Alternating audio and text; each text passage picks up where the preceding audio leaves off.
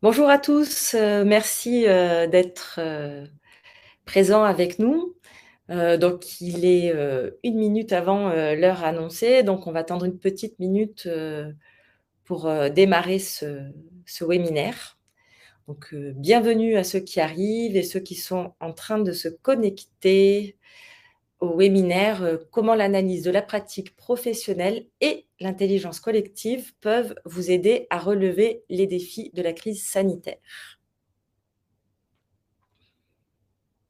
Donc on attend encore quelques minutes, pour, que les personnes puissent finaliser, leur connexion et on y va.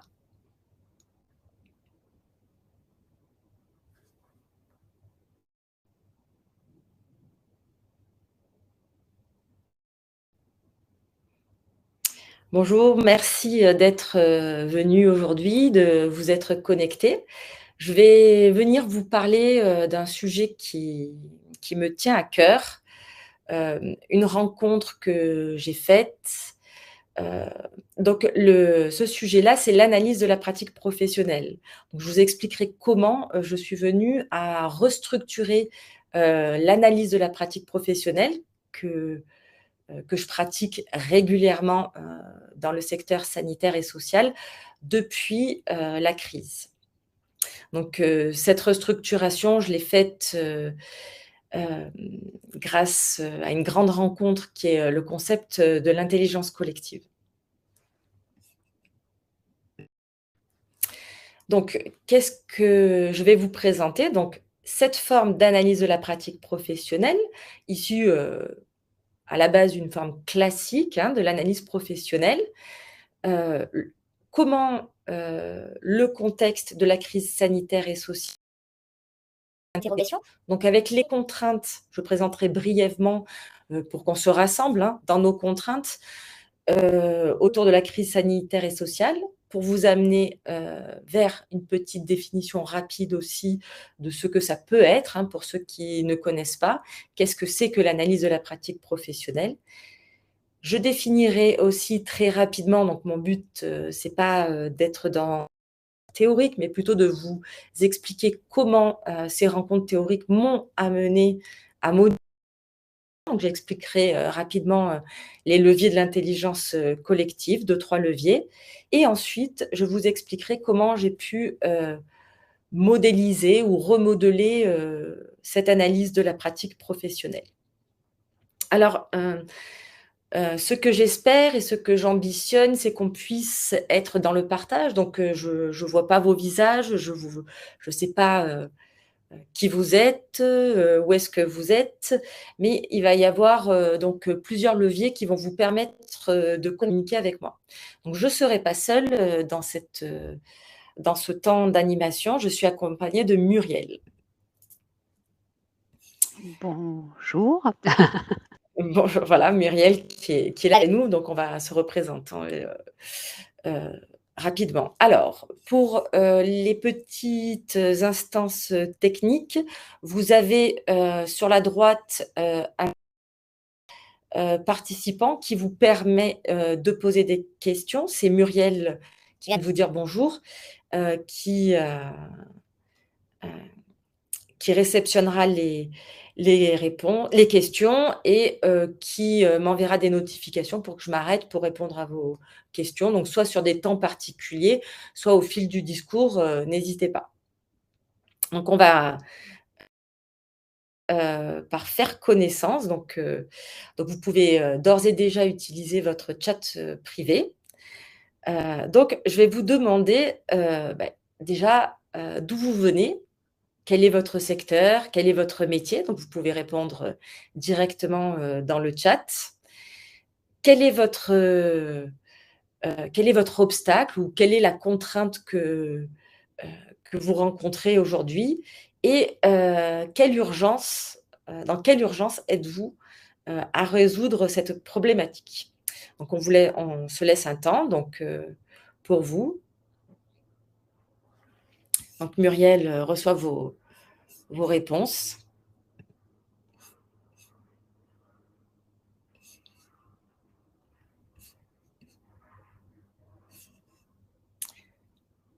Donc on attend vos réponses, à savoir donc pour connaître un petit peu, pour pouvoir mieux répondre.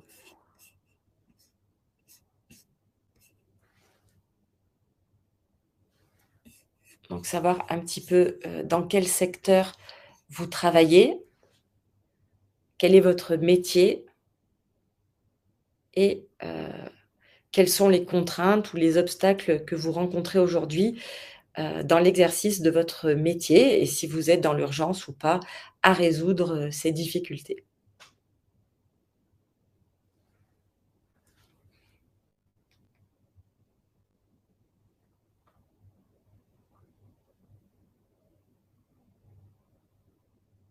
Donc je vois que certaines personnes commencent à répondre. Merci. Bienvenue à tous. Donc, nous avons donc, une infirmière, donc Muriel, tu peux peut-être, donc, qui travaille, heu, dans la santé, donc, qui est actuellement en management de santé.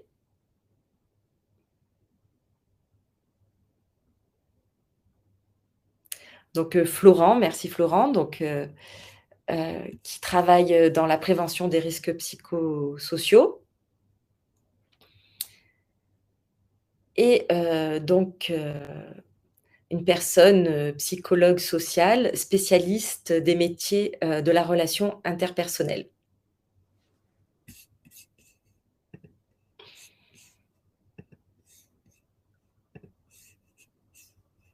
Donc là, on va laisser un petit temps donc pour que tout le monde puisse, se présenter et puis, vous pourrez après, vous présenter, rapidement, même si on a défilé, pour voir un petit peu les sujets qui vous intéressent.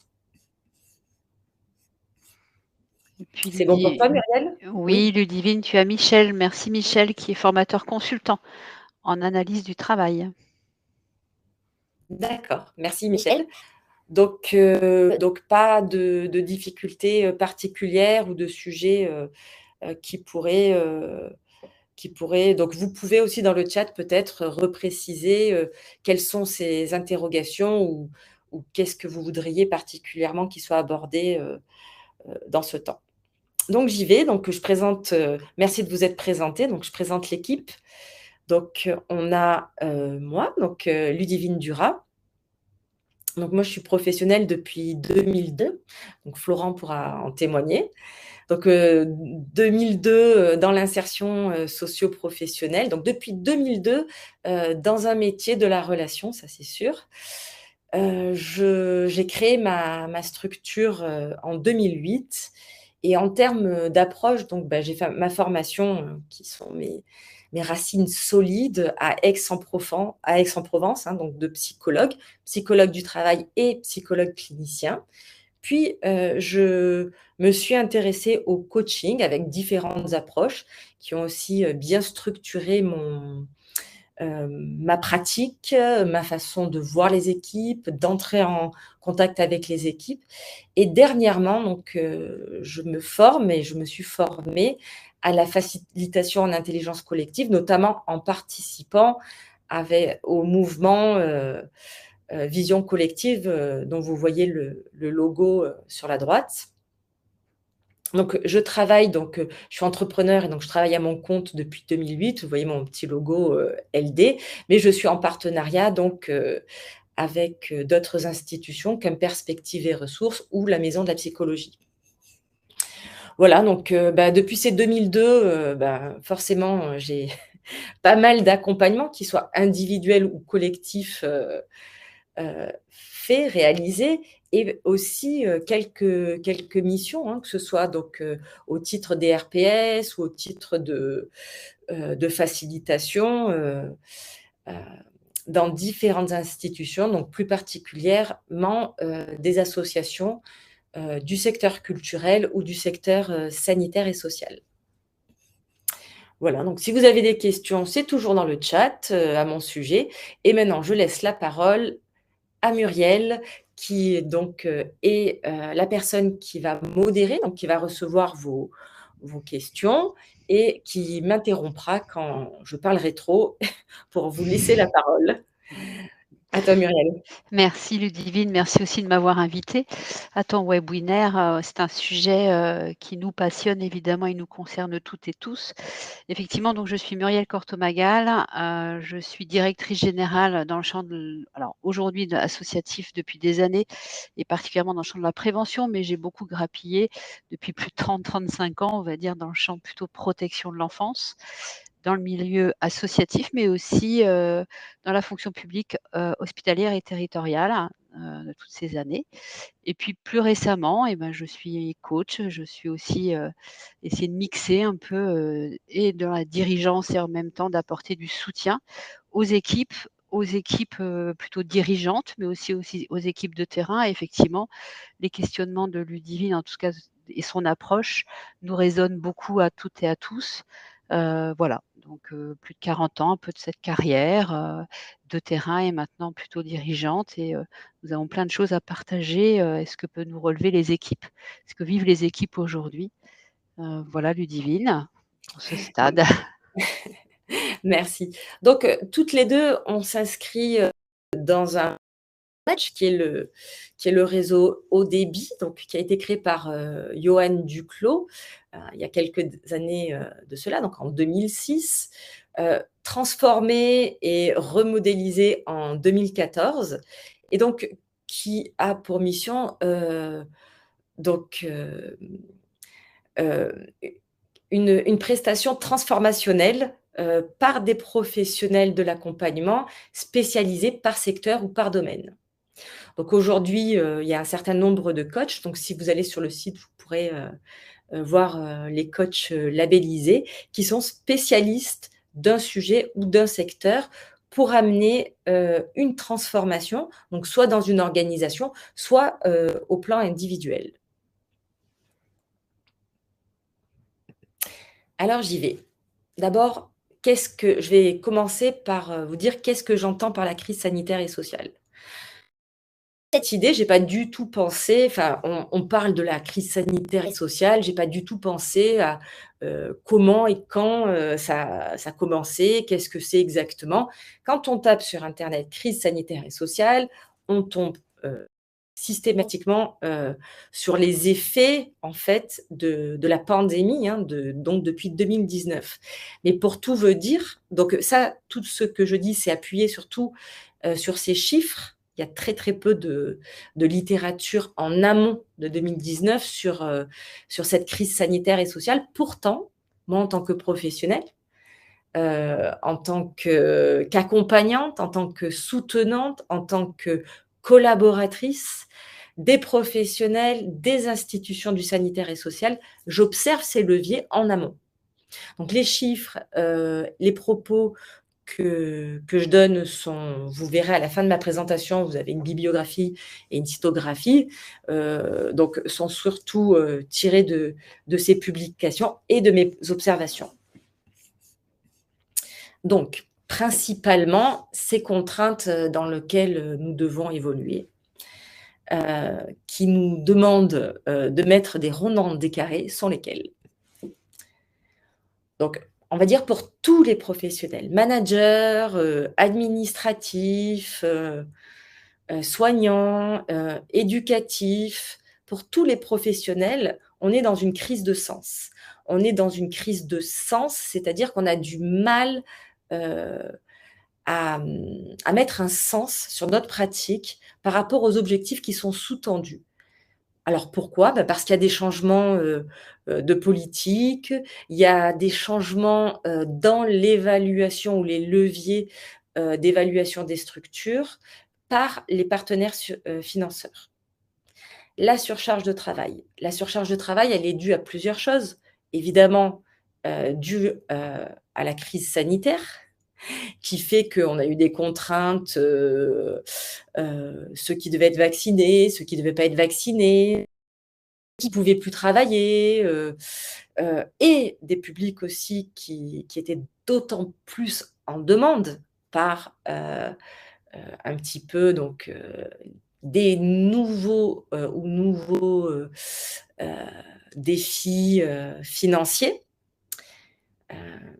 Alors, quand on tape aussi, crise financière, c'est difficile d'avoir, effectivement, des chiffres très, très concrets. Quoi qu'il en soit, dans nos services sociaux, on constate une augmentation des demandes des usagers.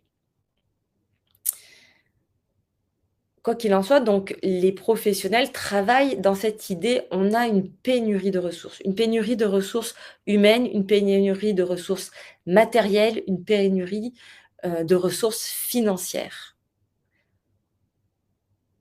Alors, tout ça, ça décuple l'impact émotionnel. L'impact émotionnel, il n'est pas, dû à la crise. L'impact émotionnel, il est dû à plusieurs leviers. Nous sommes dans des métiers de lien, donc dans des métiers déjà qui demandent à ce qu'on manipule nos émotions, avec les publics qu'on accueille. Par ailleurs, on accueille la souffrance au quotidien. Donc ça demande ça aussi de grandes ressources émotionnelles. Et enfin, le dernier levier, auquel sont confrontés les professionnels, sont le manque de reconnaissance. Et donc ça, c'est pas non plus un levier, qui est dû à la crise, ni, depuis le covid, ni avant. Effectivement, les métiers du social, sont pas considérés, comme des métiers, à forte plus-value. Alors, à forte plus-value dans ce qu'on dirait la CSP, donc la catégorie socio-professionnelle. Les salaires, sont pas les plus forts, les statuts, et cetera, et cetera. Et la difficulté, qu'on peut avoir à s'acheminer vers là n'est pas forcément, reconnue également. Dans ce manque de reconnaissance, on voit aussi, et notamment moi je vois dans les diagnostics RPS j'effectue, une difficulté, dans, la norme, c'est-à-dire que les professionnels, les institutions et les partenaires financeurs n'ont plus, les mêmes leviers de la reconnaissance. Donc les professionnels vont demander une certaine forme de reconnaissance que les institutions ne peuvent pas, et les institutions vont demander une certaine forme de reconnaissance aux partenaires financeurs, que les partenaires financeurs ne peuvent pas amener. Il semblerait que différentes cultures s'organisent comme ça, ne permettant pas de mettre un sens sur ce qu'est la reconnaissance dans le secteur. Au niveau des organisations, donc pour nos institutions, pour nos cadres, pour nos managements, ben, on a des contraintes aussi qui existaient et qui continuent à progresser. La complexité réglementaire. La complexité réglementaire, donc due à la professionnalisation des associations, due, à la sécurité qu'on demande, due à l'inclusion, due à la prise en compte de la diversité, due à l'égalité, donc qui sont des outils nécessaires et qui ne sont pas du tout à remettre en question. Mais en tout cas, ça donne une contrainte à nos organisations à gérer sans forcément pouvoir mettre les moyens en face. La pénurie de personnel, donc la pénurie de personnel, est vraiment très visible et très forte depuis la crise Covid, avec, il semblerait, un gros taux, de reconversion, en général dans tous les secteurs, sauf que, les salariés ne se reconvertissent pas vers les métiers de la relation, du social et du sanitaire et social. Le financement insuffisant. Il semblerait donc, à cette culture ou à ce manque, de code commun, que le financement, en tout cas, soit insuffisant par rapport à ces défis, par rapport, aux nouvelles règles et par rapport aux besoins des publics. Donc du coup, ça demande aux organisations de faire jouer, c'est un jeu d'équilibriste fort pour pouvoir, programmer leur,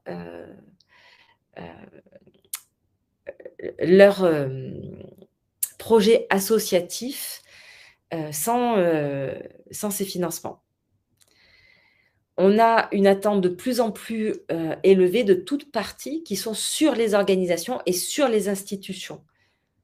Et enfin, le dernier levier, que les organisations ont à relever, et c'est aussi une difficulté à gérer, sont les défis technologiques. Aujourd'hui, on a des professionnels dans les organisations qui communiquent avec des petits cahiers à carreaux pour faire des transmissions et par rapport aux nouvelles normes sur la confidentialité ou pour l'efficacité du travail, on met en place des logiciels. Ça demande effectivement une adaptation de l'organisation et des professionnels.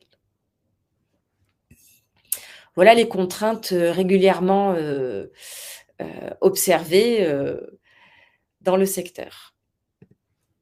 Alors, vous, quelles sont les contraintes que vous vivez dans vos secteurs? Partagez-nous, peut-être qu'effectivement, Google ne m'a pas tout dit, que mes recherches sont incomplètes et partagez-nous les contraintes que vous vivez, vous et vous avec vos équipes et vous avec vos institutions.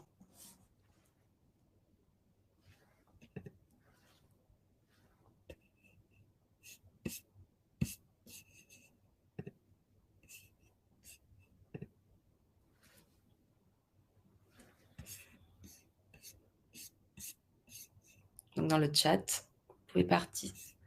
Ou peut-être aussi remarquer si vous êtes d'accord ou pas d'accord avec les leviers que, que j'ai mis en avant.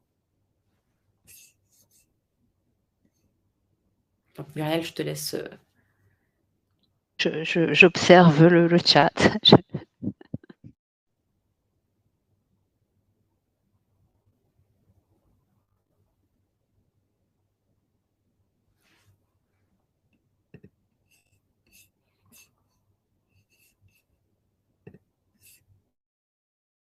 Michel nous partage, si j'ai bien compris Michel, des pressions, des procédures qualité. Oui. En Donc, plus de ce que tu as pu citer, ouais. Ouais. Qui sont effectivement ce que je nommais ou regroupais sous l'étiquette des complexités réglementaires et qui font que, oui, c'est compliqué de mettre. Est-ce qu'il y a d'autres, peut-être que tu pourras. Oui, oui, il y a aussi pour les équipes soignantes, équipes soignantes en tout cas, manque de temps, de réunion, de temps de parole, plutôt sur l'individualisation, si je comprends bien, un manque d'individualisation du soin, là où il y a besoin de travail d'équipe. D'accord. Effectivement, ce temps de parole qui est difficile à cadrer, par exemple donc peut-être que tu pourras nous en parler, toi Muriel, bah, cette difficulté, à pouvoir financer ces temps-là ou à pouvoir les mettre dans les cases, qu'on attend. Peut-être que tu pourrais, nous témoigner toi, des contraintes, en tant que directrice que tu rencontres et en reprenant aussi, sur ce qui est dit, Mmh. dans le chat. Alors effectivement, pour vous rejoindre dans le chat, hein, et Ludivine, ce que tu nous as exposé dans tes constats de toute ton expérience, nous sur le terrain, alors je m'en suis un peu éloignée aujourd'hui dirigeante, mais je suis très proche malgré tout et en tout cas pour l'avoir vécu moi-même, il y a la crise Covid, mais il y a bien avant la crise Covid à mon sens, puisque la réglementation, la professionnalisation et c'est la loi de 2002 en tout cas ce qui nous concerne, hein, dans certains ESMS, accélère. Alors, pour moi, c'est très positif, hein, emmène un nouveau mouvement. Justement, on parle de contraintes aujourd'hui, mais des mouvements de procédure, de qualité, ou au fil des années, donc la loi de 2002, elle commence à dater, hein, maintenant il y en a des nouvelles depuis, en tout cas qui prend, et tant mieux, hein, bien sûr, qui met au centre les besoins du public qu'on accompagne. Donc ça, c'est devenu la priorité et ça, c'est OK pour tous les professionnels, tout le monde l'a compris ce sens-là. Sauf que c'est devenu par moment, alors opposition, c'est un peu fort, on est tiraillé effectivement pour, continuer à faire son métier d'accompagnement, quel qu'il soit, d'écoute, d'aide inconditionnelle. Ça prend du temps et ça, on nous demande de le normer, ce temps. Combien de temps prend la douche? Combien de temps prend le goûter? Combien de temps et cetera? Et c'est ça aujourd'hui les financements publics, hein, voilà. Je reproche rien aux financeurs publics parce qu'eux aussi ont leurs contraintes institutionnelles. En fait, on est tous sous des contraintes et pour rejoindre un peu, Florent, sur le temps, bah, du coup, de la réunion, du temps de parole, du temps d'analyse des pratiques, du temps clinique ou du temps à côté pour tout ce personnel ou tous ces éducateurs ou tous ceux qui travaillent auprès des personnes très fragiles et un peu amoindris au fil des années. Voilà, donc je pense qu'aujourd'hui, alors s'il n'y a pas d'effet miracle, mais on a des contraintes où nous n'avons pas la main.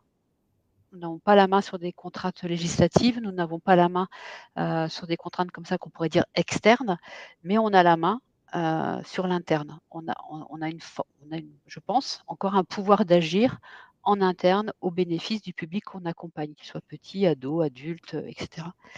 Donc ça, c'est un peu, alors je ne peux pas rentrer dans les détails là parce que ça peut prendre du temps évidemment, toutes ces années, de regard, d'échange, d'écoute des familles aussi et des enfants, des ados, des jeunes, puisque tout le monde, s'exprime, hein, sur ce sujet. C'est un peu le retour là que je peux faire très rapide, en tout cas à cette étape-là. Merci Muriel. Donc on va passer dans le vif du sujet. Donc toutes ces contraintes, c'est la base en fait. Donc moi je les ai accueillies, je les ai vécues hein, quand j'étais dans les équipes, dans l'insertion socio-professionnelle. J'ai travaillé aussi dans une fédération qui animait les ateliers de chantier d'insertion et donc qui était là aussi pour amener la réglementation. Donc on voyait bien effectivement que c'était quelque chose qui était difficile à gérer pour les directions d'établissement. Et donc mon idée, c'était effectivement de trouver des idées, des méthodes qui font qu'on puisse aujourd'hui, de façon très pointue en équipe, trouver une solution, un espace qui permette à la fois d'accueillir la souffrance des professionnels, mais aussi de les mettre en mouvement, de les mettre en réflexion. Alors, en réflexion pour qu'ils soient partie prenante de leur institution, mais aussi à plus long terme, ma vision, c'est que par l'intelligence collective, on devient partie prenante d'une société. Donc le but de pouvoir créer ces instances, là je vous le présente à travers l'analyse de la pratique professionnelle, mais on peut effectivement proposer d'autres formes, c'est que les personnes puissent reconstruire ou construire l'offre d'insertion socio-professionnelle, l'offre sanitaire, l'offre d'inclusion de leur pays, de leur milieu, de leur système. Donc j'ai commencé effectivement à animer ces analyses de la pratique professionnelle avec une approche relativement classique que l'on voit avec ma formation de psychologue, c'est-à-dire que on crée un groupe, un espace sécurisé, coupé, complètement coupé du management ou de la direction, où les professionnels s'expriment, expriment leurs difficultés, expriment leurs craintes, expriment et où l'animateur renvoie leviers qui permettent de prendre du recul, de travailler sa posture, de percevoir différemment la situation. De la pratique professionnelle, c'est un outil très intéressant, en plus qu'on peut souvent intégrer dans notre plan de formation, qui permet aux professionnels de réfléchir sur leur pratique professionnelle et d'analyser des situations complexes. Donc là, je vous disais que c'était moi ou l'animateur qui fait un retour, mais le groupe peut s'autoriser à proposer quelque chose, notamment quand c'est un groupe qui est construit sur de la confiance, pour faire évoluer la perception, la posture ou la pratique de celui qui exprime. Donc l'objectif à long terme de cette analyse de la pratique professionnelle, c'est d'améliorer la qualité des soins ou la qualité des services proposés par l'institution. Et pourquoi pas la compétence professionnelle. On peut y inclure effectivement des retours théoriques.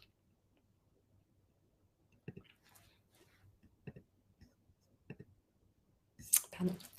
Donc qu'est-ce qui est observé hein, dans la littérature donc, classiquement, donc vous avez les références à la fin. Donc généralement, une amélioration de la qualité des soins et des services, renforcement de l'engagement et de la motivation des professionnels.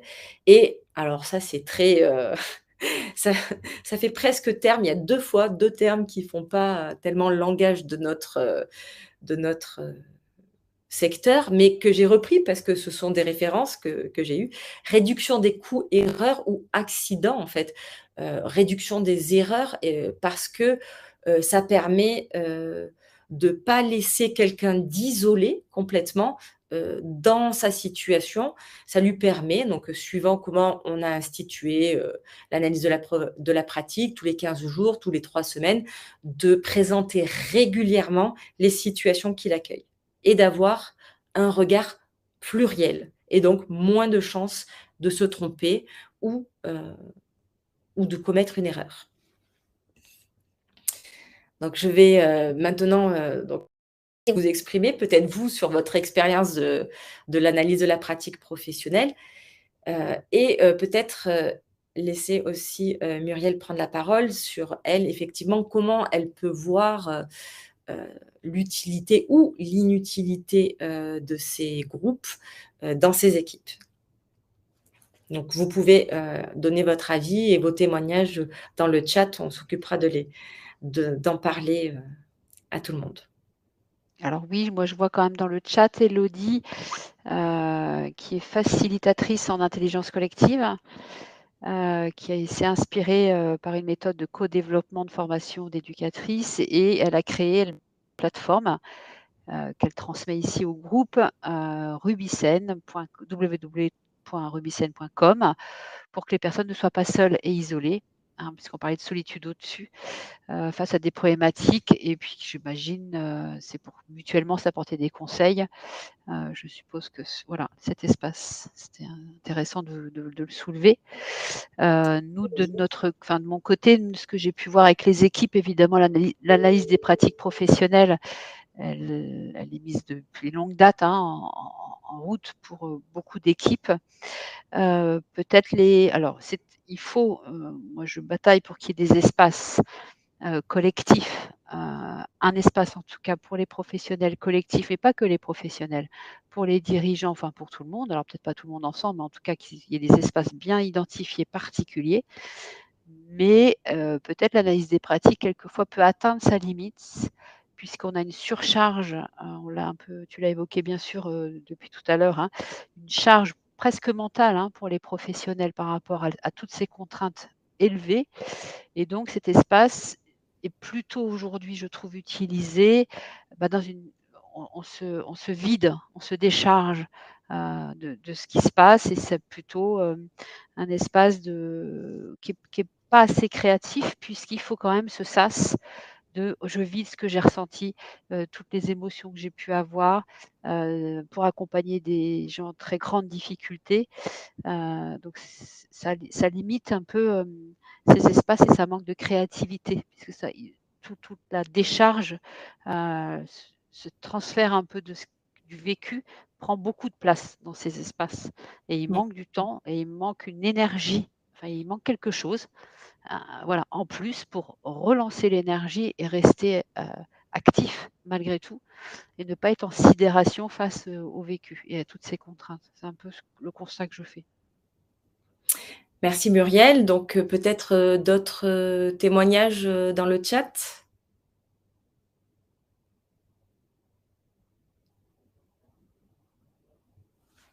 Pas particulièrement.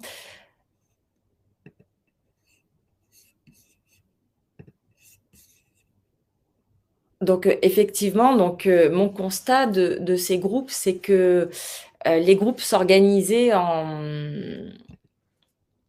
discours de plainte et notamment, depuis la crise, parce qu'il y a ce besoin, donc c'est pas du tout un reproche. Mais, du coup, dans mes évaluations ou dans mes discussions avec le groupe prenait beaucoup d'espace, dans la plainte, de la souffrance ou dans la douleur. C'était difficile de laisser du temps, à transformer ou à élaborer ces souffrances, parce que c'était envahissant. Donc en termes, d'animation, heu, j'ai repensé cette instance avec l'intelligence collective dans le but d'articuler, un espace d'élaboration et un mouvement dans les groupes d'analyse de la pratique professionnelle. Donc, l'intelligence collective, c'est quoi? Rapidement, donc, je m'inspire du courant qui est proposé par l'association Vision Collective, mais aussi des grands.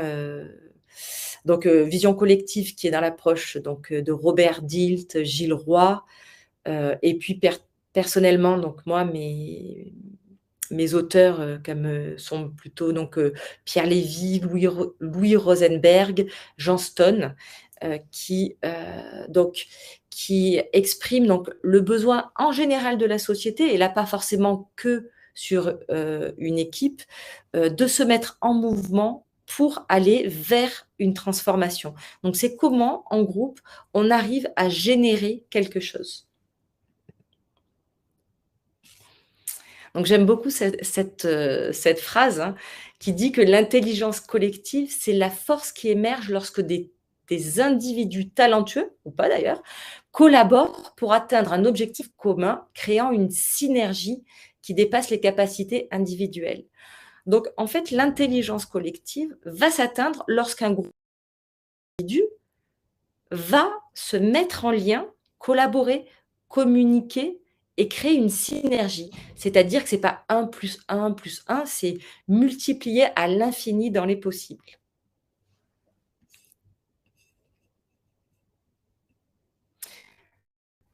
Donc ces espaces de collaboration et de synergie, comment on les obtient? On les obtient quand on arrive à créer un groupe de travail, une équipe où la communication est ouverte et transparente, où les collaborations deviennent actives, où les personnes ont plaisir et partagent leurs connaissances et leurs compétences avec les autres, où il y a la confiance mutuelle et où la décision est prise de façon consciente par un collectif. Donc la question de la prise de décision, elle est vue à plusieurs dans la littérature, donc soit prise par le collectif, soit inspirée des remontées du terrain.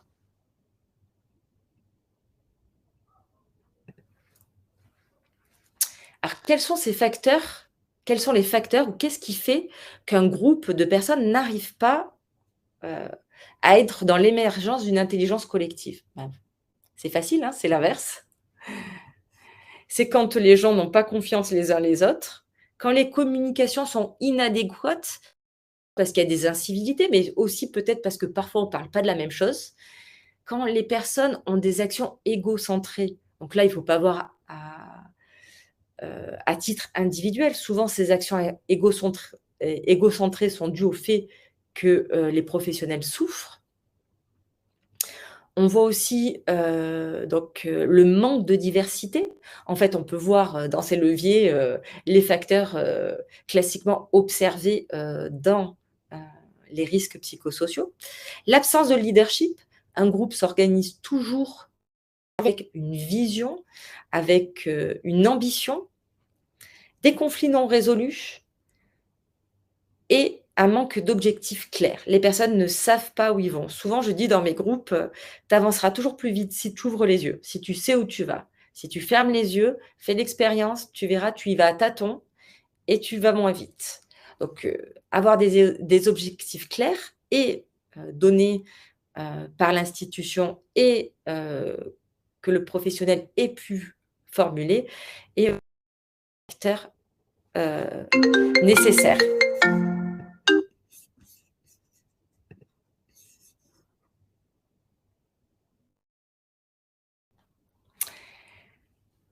Alors, qu'est-ce que c'est qu'une analyse de la pratique en intelligence collective?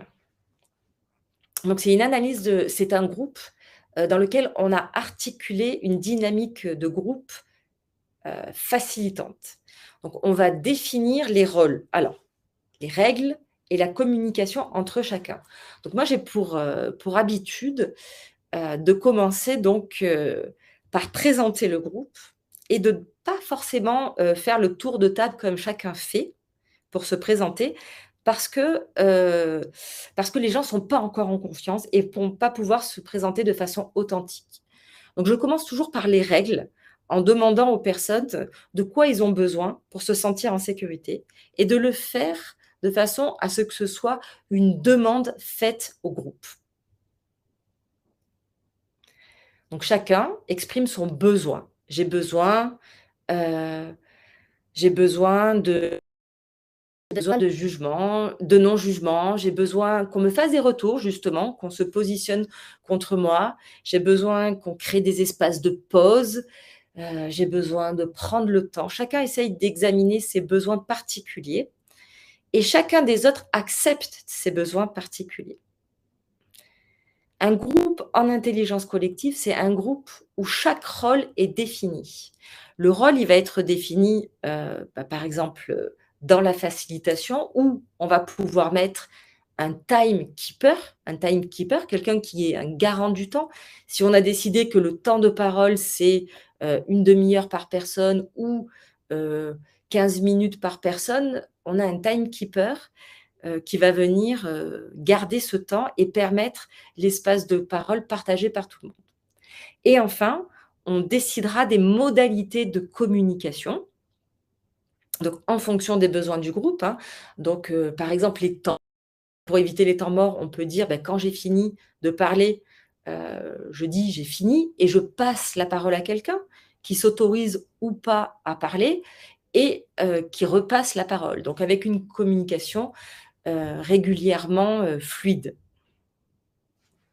Donc on va centrer, on va prendre vraiment un temps d'inclusion où on va vraiment définir les rôles, les attentes de chacun, les règles et comment est-ce qu'on se met en communication. Les communications, elles peuvent être orales, verbales, non verbales. On va tenter de cadrer l'ensemble des communications.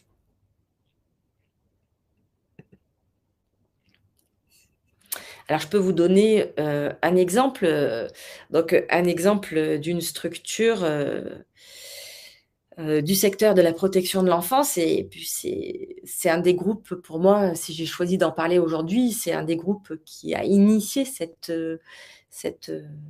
démarche.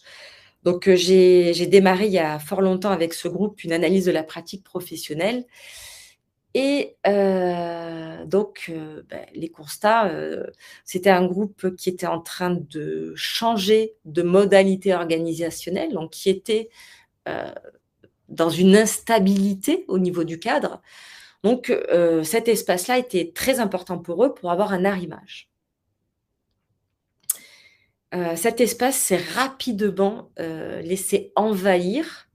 Donc les professionnels exprimaient le fait d'avoir besoin de traiter, de parler de leur situation, mais quand on arrivait dans le groupe, ça partait dans des discussions difficilement cadrables sur toutes les souffrances, tous les manques de communication institutionnelle, tous les difficultés organisationnelles qu'ils devaient vivre. Et du coup, les situations d'accompagnement à proprement parler, qu'ils souhaitaient exprimer en début de groupe n'étaient pas traitées. Le temps était fini, malgré mes rappels. Donc j'ai organisé ce groupe en 2 temps parce que l'expression de cette souffrance est nécessaire. Donc en leur demandant effectivement un petit tour de parole sur comment ils se sentaient, leur météo interne, avec quoi ils venaient et ce qu'ils avaient besoin de poser.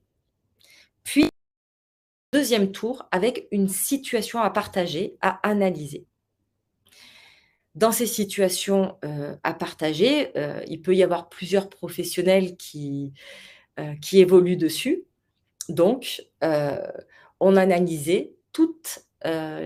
Donc, le professionnel annonce la situation, les autres complètent les informations et ensemble, on étudie et on élabore l'ensemble des possibilités pour sortir de cette situation-là. Un peu plus après, dans une autre organisation qui était un ESAT, c'était des professionnels qui travaillaient en ESAT ou en foyer de vie. Je me suis inspirée donc, comme vous l'avez dit, de la méthode du co-développement pour organiser, mes, mes APP. Donc on fait un tour de groupe, toujours pareil, sur un tour de ressenti de ce que j'ai besoin de poser, mais qui prend un tiers du temps du groupe, où on peut rebondir les uns, heu et les autres, soit sur du complément d'information, comme on a dit, l'intelligence collective, et quand on a une communication fluide. Donc, un professionnel pose une difficulté, on lui renvoie un tour de groupe classique et ensuite la deuxième partie s'organise comme un co-développement, donc je vous démontrerai plus tard, donc avec un professionnel qui pose une situation, enfin l'ensemble des professionnels qui posent une situation et ensuite le choix, par tout le groupe d'analyser une situation, qui m'intéresse, heu, à analyser. Alors je vous explique plus particulièrement comment, ça va s'organiser.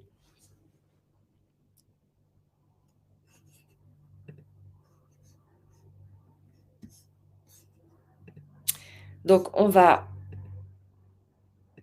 je vois le temps passer. Ah oui, la présentation. Donc une fois que le tour de temps de parole, de ce que j'ai dit, heu, à dire est fini, chaque participant, du groupe va exposer une situation qu'il a besoin de partager, de faire évoluer avec les autres. C'est un tour de groupe. Ensuite, en collectif, on choisit une situation à traiter de temps qu'on a. Lorsque la situation est choisie par le groupe va s'organiser en jeu de rôle. Donc il y a le facilitateur dans le groupe, qui est souvent moi. Ensuite, le groupe client et en consultant. Le client, c'est celui qui pose la situation. Les consultants, donc, sont le reste du groupe. Ils vont se mettre dans la peau d'un expert pour proposer des solutions. On revient sur le client, donc celui qui présente la situation. Et là, on va lui laisser un temps pour qu'il puisse présenter sa situation, mais de façon très détaillée. Et là, personne n'a le droit de l'interrompre. Aucun participant. On note si on a des besoins de compréhension.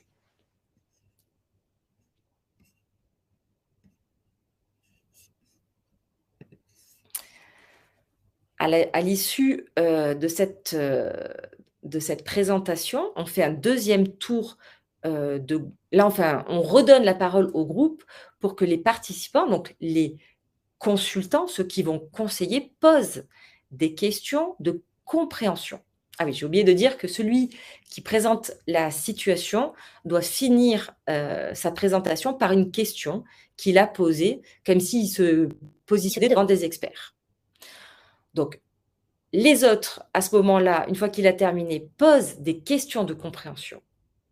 On organise ensuite un à l'issue des questions de compréhension, un tour de sentiment, de ressenti, dans le sens où, le sentiment que la description et les questions m'ont provoqué peuvent être un élément de réponse à cette situation. Puis, on reformule ensemble la problématique. Effectivement, la reformulation du sentiment et le temps de questions de compréhension permet régulièrement de recentrer la problématique sur un autre sujet ou sur un sujet, heu, plus élaboré.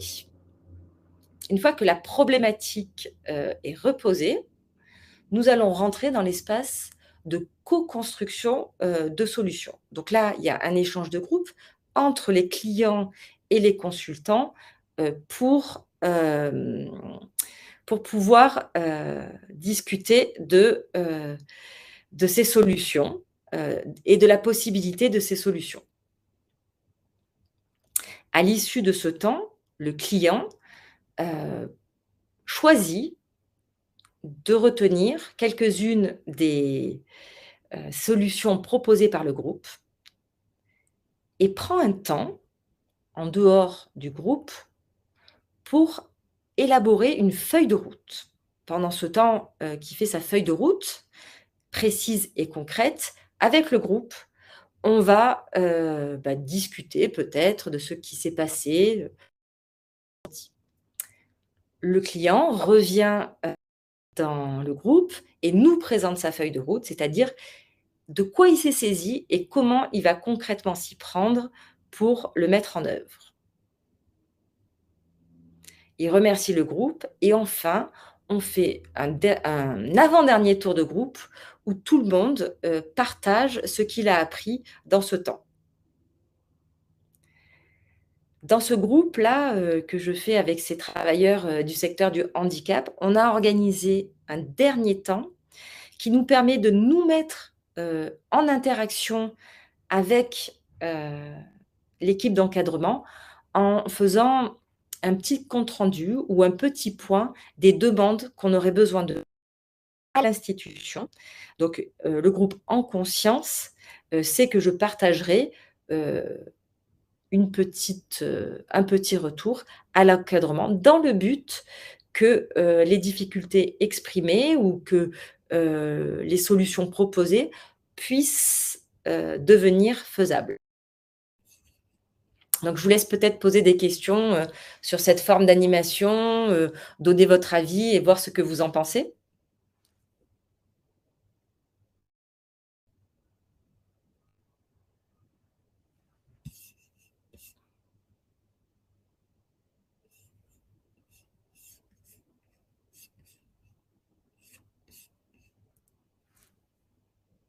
Ah, on demande plutôt à quelle heure termine la présentation qui devait être 15 et il est déjà 21. Voilà. Là, en fait. Voilà, donc je vous laisse, oui, je de retard. Tout est clair. Donc on va voilà, Voilà. on va, vous avez de qui est téléchargeable et vous aurez le replay pour voir toutes les ressources. Effectivement, 45 minutes, c'est court. Donc, les références, sur lesquelles, je m'inspire pour, créer ces groupes et vous pouvez, donc plus particulièrement si vous avez envie de discuter, de cela, donc, prendre, rendez avec moi. Vous avez un petit bouton, à gauche de noter, Ouais, c'est ce que je précise aussi, ouais. Sur Doctolib.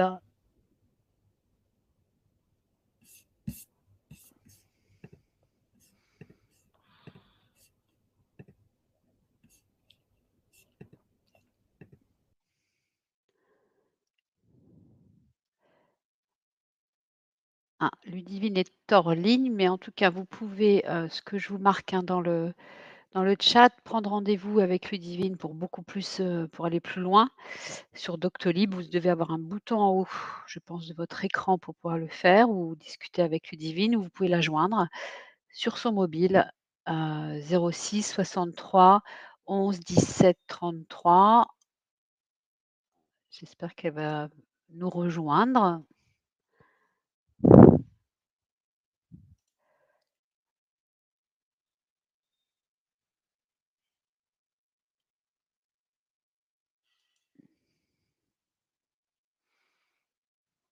Ah, Ludivine revient.